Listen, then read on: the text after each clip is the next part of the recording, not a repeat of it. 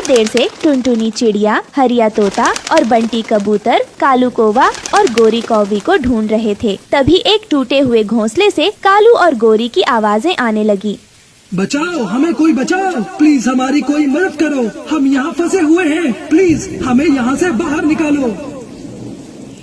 एक घने जंगल में सब पक्षी खुशी खुशी एक साथ रहते थे। उन दिनों बरसात का मौसम था, बारिश बहुत तेज हो रही थी। सब पक्षी अपने घोंसले में बैठे हुए थे। वहीं कालू कौवा अपनी पत्नी गोरी कौवी से कहता है, अरे गोरी, क्यों ना आज हम दोनों बांस के पहाड़ वाले जंगल से ढेर सारे फल ले आए। मैंने सुना है कि उस जंगल में ढेर सारे स्वादिष्ट फल लगे हैं, उसे खाकर हम अपनी भूख मिटाएंगे।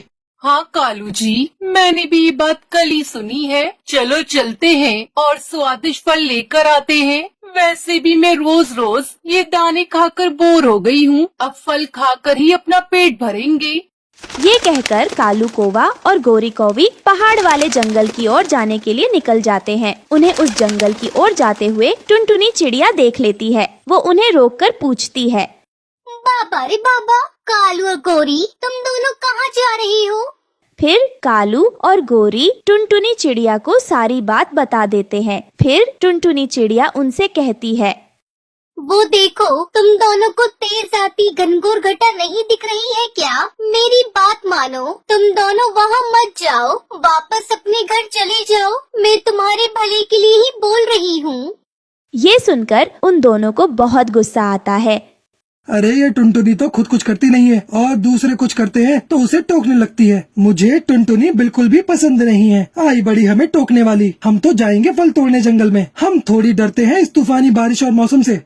कालू कौवा और गोरी कौवी टुनटुनी की बातों को अनसुना करके पहाड़ी वाली जंगल की ओर सीधे चले जाते हैं। और फिर दूसरी तरफ टुनटुनी अपने घोंसले में बैठे बैठे कुछ सोचते रहती है। थोड़ी ही देर में टुनटुनी चिड़िया के पास बंटी कबूतर आ जाता है और हाँफते हुए टुनटुनी चिड़िया को बोलता है, टुनटुनी, अरे ओ टुनटुनी, कालू और गोरी, वो पहाड़ी, वो तूफान और बारिश, वो कालू टुनटुनी गोरी।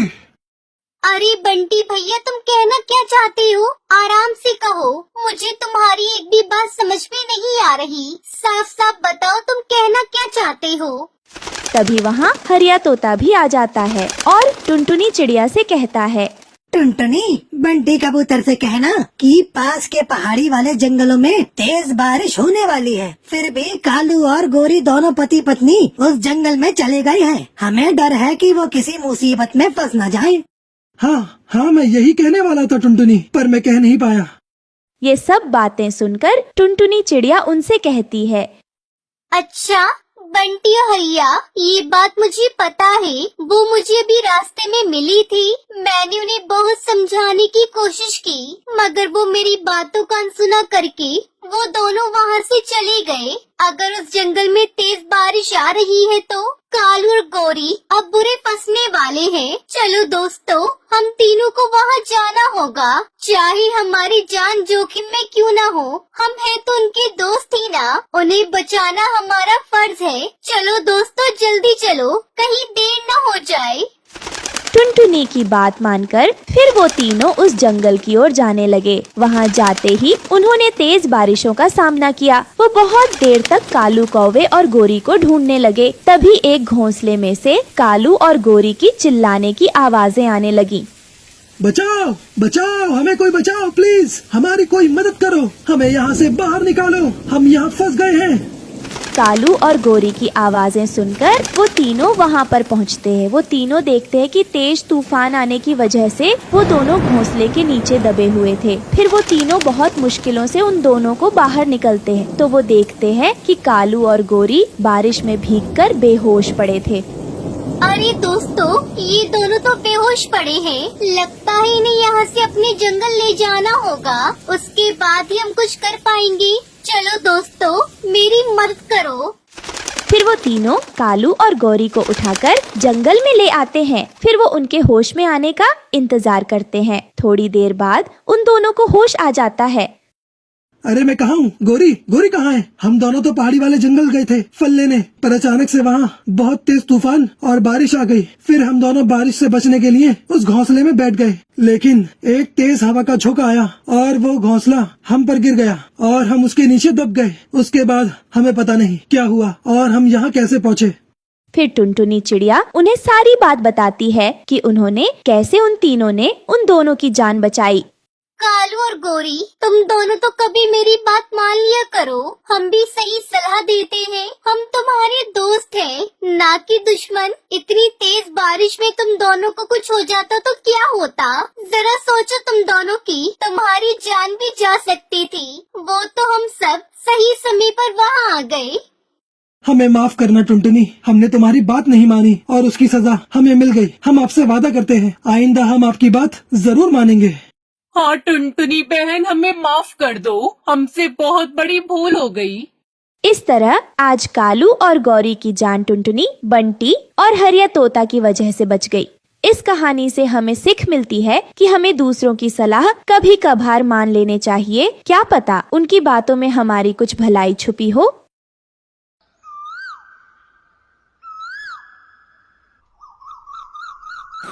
जंगल में तेज बारिश हो रही थी।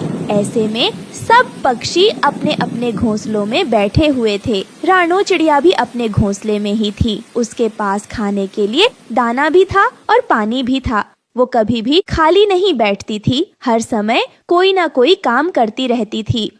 बारिश काफी तेज हो गई है। अगर बारिश रुक जाए तो क्यों ना इस बारिश के पानी से फायदा किया जाए। क्यों ना मैं फसल उगा लूं, इससे हमें भोजन भी नहीं ढूंढने जाना पड़ेगा और हमें घर बैठे भोजन मिलेगा।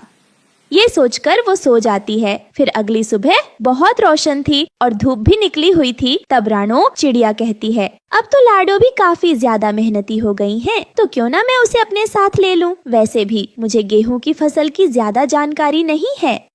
ये कहकर रानो चिड़िया लाडो के पास जाती है। तब लाडो उससे कहती है, आओ आओ रानो बहन, बारिश तो अच्छी हो गई। वैसे भी जरूरत भी थी बारिश की, क्योंकि हर तरफ सूखा पड़ गया है। हाँ बहन, अब बारिश से जंगल में फिर से रौनकें आ जाएंगी। लाडो बहन, मैं बैठी हुई थी कि तभी एक आइडिया आया मेरे दिमाग में, इसीलिए मैं तुम्हारे पास आई हूँ। हाँ हाँ रानो चिड़िया, बताओ क्या बात है? मैंने सोचा है क्यों ना हम इस बारिश के पानी से फायदा लें। पास में जो भरा हुआ खेत है, क्यों ना वहाँ पर हम गेहूं की खेती कर लें। हाँ रानो चिड़िया, तुम बात तो बिल्कुल सही कह रही हो। वैसे भी गेहूं खाए हुए मुझे बहुत दिन हो गए हैं। पहले तो जब भी मेरा गेहूं खाने का मन करता था तो मैं इंसानों की बस्ती में चली जाती थी, लेकिन अब तो इंसान भी बहुत जालिम हो गए हैं। हर किसी के बगल में बंदूक होती है। अब जब हम खुद के गेहूं उगा लेंगे तब हम खुलकर खाया करेंगे। लेकिन बहन, एक और वजह है, मेरे पास गेहूं के बीज नहीं है। तुम उसकी चिंता मत करो, पास वाले जंगल में मेरे एक रिश्तेदार रहते हैं। मुझे उन पर पूरा विश्वास है कि उनके यहाँ से हमें गेहूं मिल जाएंगे, जिन्हें हम बोलेंगे। तो फिर चलो बहन, मैं अभी चलती हूँ, वैसे भी मैं फ्री हूँ। चलो चलो रानो बहन, मुझे भी कोई काम नहीं है। फिर दोनों पास वाले जंगल की तरफ चल देते हैं। अरे आओ आओ बहन, कैसे आना हुआ? सब कुछ ठीक तो है ना? और ऐसे कालू कौवा उनका स्वागत करता है। हाँ हाँ सब ठीक है। वो क्या है ना, बात ये है कि मैंने और रानो चिड़िया ने एक प्लान बनाया है गेहूं की फसल बोने का। बहुत अच्छा, अब तो बारिश भी हो गई है और गेहूं की फसल बोने के लिए मौसम भी अच्छा है, पानी भी मिल जाएगा। लेकिन एक परेशानी है कि हमारे पास गेहूं के बीज नहीं है। अगर आप हमें गेहूं के बीज दे दो तो आपका बहुत एहसान होगा। इसमें एहसान वाली क्या बात है? ये तो कारोबार वाली बात है। आप मुझसे गेहूं ले जाओ, जब आपकी फसल हो जाए